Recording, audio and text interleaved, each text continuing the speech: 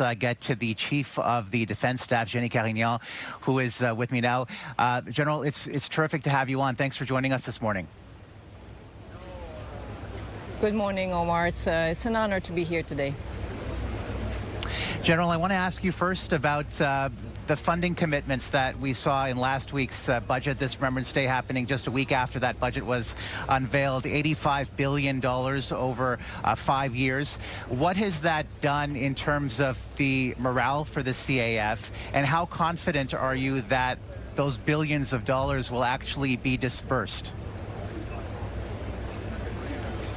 Of course, Omar, it's very good news for us that will allow us to work on our readiness and also in our transformation and modernization efforts. So good news across the board. I want to ask you as well as about a story in the Ottawa Citizen that is basically saying that you are looking at relying on public service essentially to boost the ranks of the CAF by about 300,000. Tell me a little bit more about that and what exactly you're looking at having them do.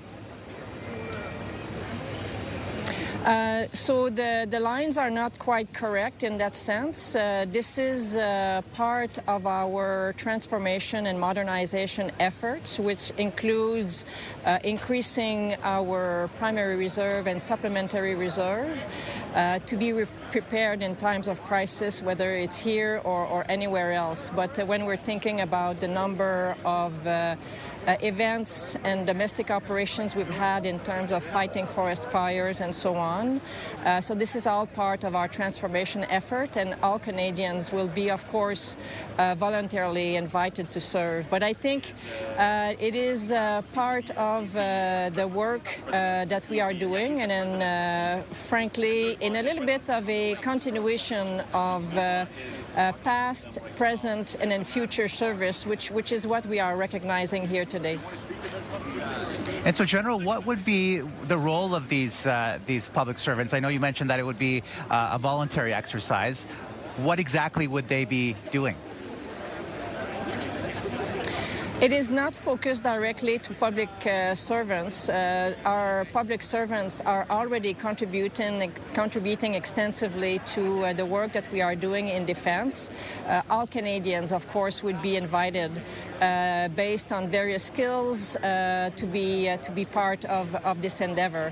But this is simply part of the current planning. We are studying this and then see how we could make this happen. There has been a lot of discussion lately about recruiting and retention efforts. We know recently there was a report that was done by the Auditor General who highlighted some of the challenges in terms of recruiting and retaining members in the Canadian Armed Forces. What is your sense of that? Are things getting better, or where do you think the focus should be in order to draw more people? So, of course, the recommendations of the Auditor General are absolutely welcome. We are onboarding those recommendations to make sure that we are consistently improving our processes and the way we are attracting and then creating awareness for the service and then service in the Canadian Armed Forces. So, of course, we have seen a lot of interest. We have a lot of Canadians showing up at our door, interested in service. Last year, we have we did more than achieve our target, which was good news. And then this year, we are also on track to do extremely well in terms of recruiting, having expanded our target as well. So efforts are ongoing and consistently improving our system, and again delivering a lot of results. On the retention piece, our results are also showing up a lot of progress. Last year overall we finished 2,000 above. So again, this is moving towards what we are looking for.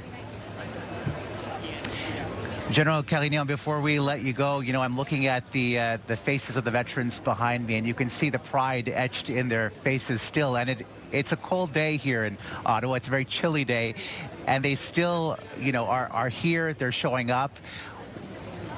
We know that more than 1 million Canadians served in the Second World War, and now I believe there are fewer than 4,000 of these veterans who are with us today. What do you want Canadians to know on this day?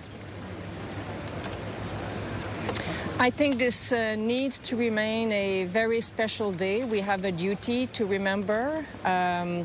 We are still today living in very unstable and dangerous times. It is extremely important to understand the consequences that conflict have on humans, which is why it's important to be ready and prepared adequately to do this. And then so much about also remembering the sacrifices of the past, inspire ourselves from those generous acts of selflessness.